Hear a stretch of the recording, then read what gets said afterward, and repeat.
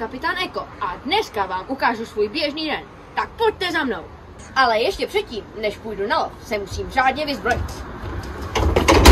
První v pořadí je víceúčelová ledvinka. První využití nunčaky. Druhé využití úložný prostor na kapesničky, ale o tom později. Už druhý v pořadí se už chystá helma. Tato helma nepropustí žádný toxin, takže mě odpadkové příšery nemůžou nakazit. A poslední část mé výzbroje je tento krásný štít. Je vyroben z těch nejtvrdších a nejodolnějších odpadků. A podívejte, jak funguje. Tak tady chodím velmi často lovit. I když to vypadá jako nádherná a neohrožená příroda, je velmi často ničena odpadkovými příšerami.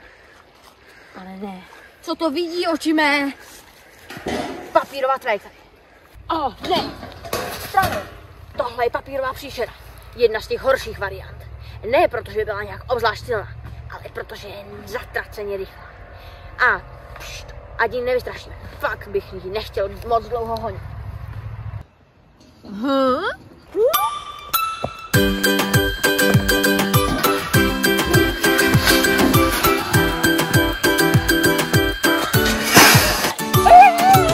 Ty je ten neřádek!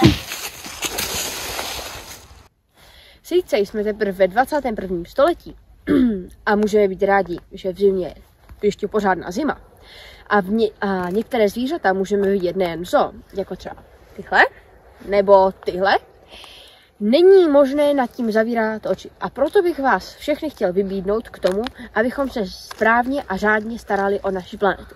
A hlavně bych chtěl vybídnout k správnému třízení odpadu, protože je to velmi důležité. A jelikož je to tak strašně důležité, tak bychom si to mohli zopakovat. Tak pojďte se mnou. No a kolik toho takový průměrníček vytřídí a kde všechno patří, to, jak už říkalo mé druhé já, si ukážeme teď. Tak tím bych se asi neprotáhl. Ale zpátky k tématu. Průměrníček vytřídí asi 15,2 kg skla. 16,8 kg plastu. 16,9 kg kovu. 22,5 kg papíru. Do této žluté popelnice patří plasty, takže například PET lahve, sáčky, plastové hračky a plastové obaly. Do této modré popelnice patří papíry, sešity, krabice nebo například kartony.